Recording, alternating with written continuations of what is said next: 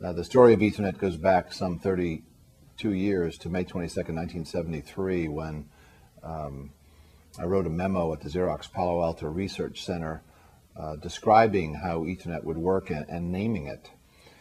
It was my good fortune to be the first person in history given the job of networking a building full of personal computers. You have to remember that in 1973 there were no personal computers.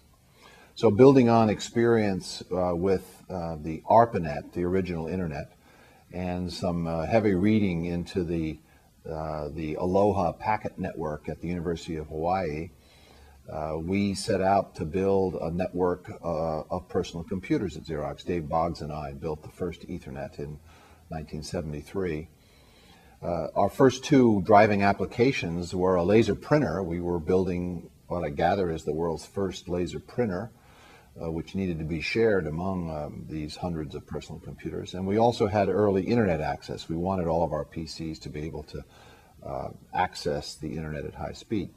So we came up with the Ethernet, which ran on a big thick coax that wandered down the middle of every corridor, and then PCs in the individual rooms would then, through a cable, go up and tap into this big coax running down the middle of the corridor.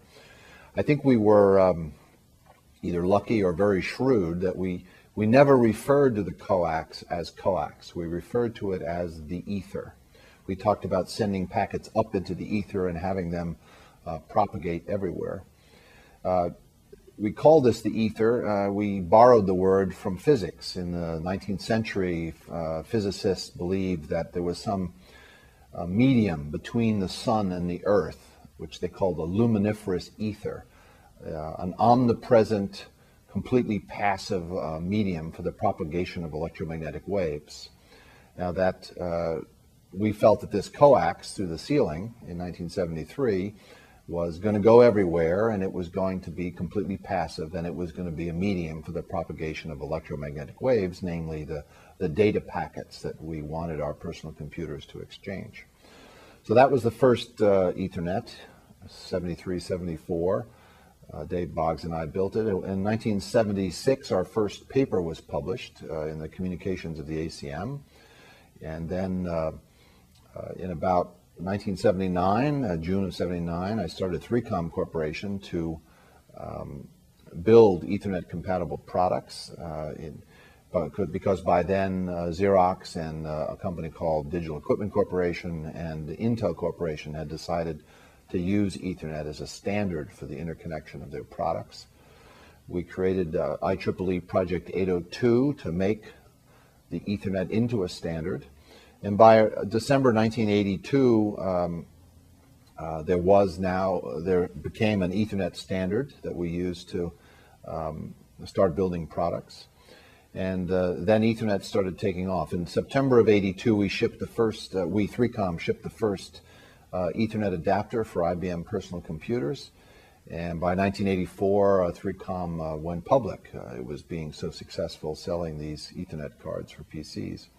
Through the 1980s, Ethernet then had to battle the token ring from IBM and other local area networks that competed with it. And by the end of the 80s, Ethernet had won that battle by adapting to market realities and shifting from coax to twisted pair. Ethernet finally won the battle and became the dominant local area network. Of course, the internet had a lot of growing to do, and say starting about 1994, when the World Wide Web came out, then the internet really started growing, and people started buying personal computers, not so much to do spreadsheets, but after about 1994, they started buying personal computers to be on the internet. So over all this time, since 1973, let's see, that would be 32 years, Ethernet has been proliferating, and more importantly, it's been evolving. In fact, Ethernet's evolved so much that today, what people mean when they say Ethernet today bears little resemblance to the so-called CSMA CD technology that Dave Boggs and I developed in 1973. So more important than Ethernet's past is its future and where it's going. And I've come up with 5 prepositions to describe the directions in which Ethernet is now going. Those are Ethernet is going up, and it's going through, and it's going over, and it's going down, and it's going across, all those directions. And let me summarize each of those. Ethernet continues to go up. It started in 1973 at 2.94 megabits per second. It then went to 10 megabits per second, and then 100 megabits per second, and a gigabit per second, and now Ethernet, standard Ethernet, runs at 10 gigabits per second, and it's going to go higher. We can expect it to go to 40 or maybe 100 gigabits per second in its next generation. So Ethernet continues to go up, but it's also going through. That is, the wide area networking, WAN infrastructure, is being infused with Ethernet equipment. The old equipment that telephone companies used to use, the TDM SONET infrastructure, is gradually being replaced in the core by Ethernet transport. So Ethernet's going up the LAN and through the WAN, but it's also going over the airwaves. It's becoming wireless, which is a little ironic in that Ethernet was derived from the Aloha packet radio network in 1970, which was wireless. It then went through coax and twisted pair and optical fibers, and now Ethernet has come back to wireless again. So wireless Ethernet, more recently known as IEEE 802.11 or Wi-Fi, and then right behind that WiMAX. So you have Ethernet going wireless, breaking free from wireline access to wireless access. Ethernet is also going down.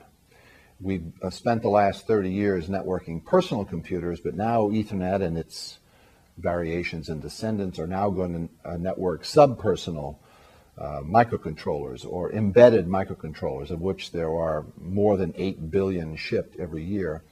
Those microcontrollers are today largely unnetworked and therefore less valuable and more expensive. But we are moving toward getting even embedded microcontrollers networked, microcontrollers in automobiles, in ships, in homes, in industrial control, in homeland security, in many thousands of applications. We see those embedded microcontrollers being networked. And finally, Ethernet is going across what George Gilder called the telechasm. Here we have all this bandwidth being created in the LAN because Ethernet going faster and faster and faster. And here we have all this bandwidth in the WAN, the wide area network, being created through the proliferation of dense wave division multiplexing. But between the LAN and WAN has been this bandwidth chasm, the telechasm. That is, the connection between the LAN and the WAN as made available by carriers has been very slow. So for example, you've had dial-up service, and more recently DSL and cable modems, and maybe even T1, but all those are very slow compared to the bandwidths available in the LAN and the WAN. So now we're taking Ethernet across the telechasm in an effort organized by the Metropolitan Ethernet Forum, and we're calling this Carrier Ethernet. It's a version of Ethernet which reconciles the advantages of Ethernet with the requirements of service offerings from carriers, so that carriers can offer a bridge across the telechasm.